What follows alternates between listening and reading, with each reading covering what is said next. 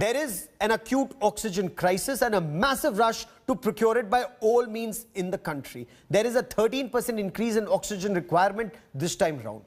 So who needs oxygen and who actually doesn't need oxygen?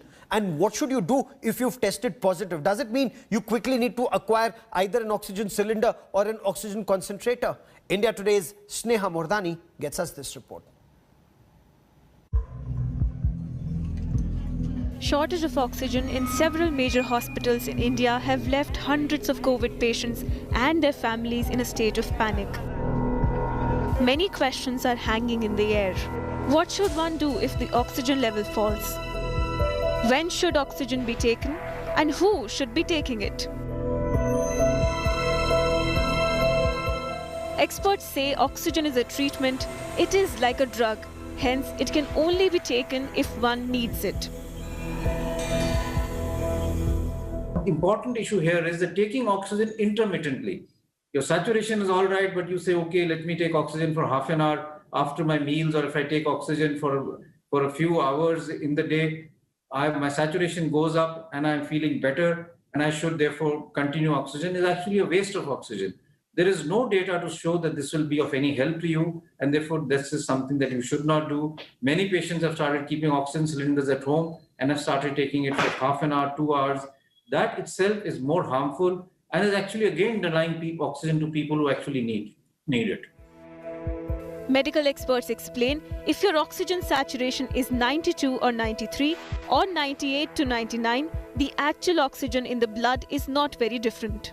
There is an oxygen dissociation curve called the sigmoid curve. After you reach a saturation of 90, it is actually flat, even if you go from 92 to 98. In a sense, if your oxygen saturation is of 92 or 94, there is no need to take high oxygen just to maintain your saturation. If your saturation is above 95, you don't need to take oxygen. If it is less than 94, you need close monitoring, but you still may not need oxygen because oxygen is still sufficient in the blood if the patient is healthy. The government says if a person's oxygen saturation is 93% to 99%, then that person does not need oxygen, and taking it will instead be harmful. In New Delhi, Sneha Mordani for India Today. So when you speak to doctors treating COVID patients, they say majority will have perhaps just flu-like symptoms. They will be cured without either needing hospitalization or oxygen. So how do you ensure you remain on that majority list, that you don't require either hospitalization or oxygen? What should you be monitoring? Joining me on the show are two superheroes at the forefront of India's war on coronavirus. Dr. Sandeep Gore is Director Emergency Medicine at the Fortis Hospital in Mumbai, and Dr. Tripti Gilada is Consultant Infectious Disease Specialist at the Messina Hospital in Mumbai. Dr. Gilada, let me begin by asking you, just testing positive does not automatically mean hospitalization. So what should we do to ensure that our oxygen level remains up? And what's that red flag, ma'am? When should we decide, or when should the doctor decide it's time for hospitalization? So the most important thing to remember is 85 to 90% of the people will actually not have any need for oxygen, and they will just improve at home. And even in the 10 to 15 or 20% that will require hospitalization, most of these are individuals who are elderly, above 55, or have comorbidities, or are on certain medications that causes a decreased immunity. In any case, anyone who tests COVID positive needs to take only symptomatic treatment. So if you have fever, you take a paracetamol. If you have cough, you take something for your cough. But most importantly, keep monitoring your oxygen saturation at rest, and then take a walk for 6 minutes in your house and check your oxygen saturation again after 6 minutes. A drop in oxygen saturation after the 6-minute walk to 93 or below that is one of the earliest signs to tell you that you might be the person who might need extra monitoring or need to go to the hospital. Dr. Gore, would that also be your advice to people who test positive and may want to rush to the nearest hospital or rush to buy an oxygen cylinder or concentrator? Stay home, monitor oxygen for how long, sir? Yeah, this if you see the global data, 85 to 90% of COVID patients get treated themselves with just symptomatic treatment like a paracetamol, rest, good diet, and rest. So the oxygen requirement is in very less percent of people, but every COVID patient should be vigilant to monitor their oxygen levels. I think now we can this pulse oximeter has become a household word nowadays because every people they are keeping a thermometer as well as pulse oximeter in home, and that's actually a good thing to objectively measure the oxygen level or objectively measure the temperature of the patient. So I think if oxygen saturation goes below 93%, one should go for a hospital, and he may take the oxygen at that time. Okay. But nowadays I see some trend. Some on Amazon, on Flipkart, they are buying. People are buying these oxygen cans. They have only hardly 4 to 5 liters of oxygen, and that will not meet any purpose. So people should not buy these things, and they should not just like that buy the oxygen cylinder and keep them holding their houses. Okay. Whenever required, oxygen is required. Oxygen is called as a pranvayu. Only two things has proven to save life in COVID. One is oxygen, and second is timely utilization of steroid. So oxygen is very important, and one must use it very much rational manner and very much judiciously. Okay. Dr. Gilada, should people at this point of time be sleeping in air-conditioned rooms, or is it better to sleep in a room which has better ventilation? So the air condition also ensures good ventilation. You know, there have been studies that have shown that even sleeping in the air conditioned room will hardly cause a decrease of around 0.2 or 0.3% of the oxygen in the air. So given that we are in summer, it's absolutely okay to sleep in air conditioned rooms. Having said that, we need to remember that say if there is someone else visiting the house, we always advise that with the air condition on, just leave a window open. That ensures a fresh draft of air coming in, and the temperature remains cool along with it. Okay. Does depleting oxygen level, Dr. Gore, mean need for hospitalization? If it falls, you know, let's say initially if it was around 97, 98, falls to 93, 94, does that mean it's time for hospitalization, sir? Yes, yes.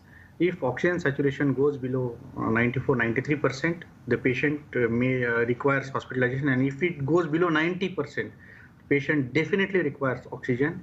He should go to the hospital, and the patient should receive the oxygen, because low oxygen level can cause even cardiac arrest. So to prevent that, if oxygen saturation goes below 90%, one must seek for oxygen. And if it falls below 93%, he should be alert, and he should be looking after for the oxygen bed or oxygen cylinder at home. Okay. How do we ensure, Dr. Gilada, that we remain strong in this battle against COVID-19 when we are at home, so that only the serious cases require hospitalization? Is there something that we can do to perhaps strengthen our lungs either before or after testing positive? So we need to understand that the lung function or the cardiac function cannot change overnight. So if people start doing exercises after they test COVID positive, it might be of very minimal benefit. So as a practice, I think each of us needs to start concentrating at least 30 minutes every day on aerobic exercises, which is exercises that actually make you breathe heavily. It might be running, cycling, or even jogging or skipping at home. And skipping at home doesn't even require to step outside the house. And that helps build up the pulmonary and the lung and the cardiac function. And in the long run, that definitely comes to some benefit when someone falls ill. Oh, it does benefit. So if you're skipping and your recommendation is, skip, walk, jog, whatever you do, or climb stairs for at least half an hour every day before anybody tests positive, that strengthens the lungs. Dr. Gore, you agree with that, sir? Strengthen lung power, prepare to deal with breathlessness before someone tests positive. 100% I say that before testing this positive, because fitness and daily aerobic exercise of 30 minutes should be the part of the life. One has to do the 30 minutes of exercise. Aerobic exercise means jogging, skipping, swimming, whatever they like, they have to do these things. And I think we should look this COVID is one example that we are facing such problem. And now onwards, we should take this as a wake-up call, and everyone should change the lifestyle. Everyone should do the lifestyle modification. They should do at least 30 minutes of aerobic exercise daily. Just like how we take a bath, one should do the aerobic exercise for 30 to 35 minutes daily, and I think it will not it will not only increase the lung capacity, it will prevent one person from the deadly diseases like diabetes mellitus and hypertension, and overall the fitness of the country will increase if we adopt this type of exercises in our daily life. Okay. No, so while swimming is great, just now you can't swim. While running is great, you scared Dr. Gilara to go out and run at this point of time because people say it's an aerosol, you know, it's in the air, you run, and that's when you're also breathing faster. That's the time you're extremely scared. So should we at this point of time avoid going out of the house for a run or to a gym or whatever facility, just exercise at home, and is skipping perhaps the best option to strengthen lungs? So outdoor areas are always safe because even if there was someone with COVID who was breathing in that space, the sheer volume of the outdoor space, it just dilutes the viral particles or the viral aerosols. And so that isn't a risk at all. But indoor places like gyms, especially at this time when there is just so much positivity rate, is definitely a strict no-no, at least for the next few weeks, because exercises causes a lot of production of aerosols. So gyms where people share this common space is not a good idea. But if someone is really very anxious of stepping out, just take the stairs in the building or just do some skipping and jumping in the balcony. And that would strengthen lungs even if one were to test positive. Those lungs or airways would be in a better position to handle COVID, Dr. Gore?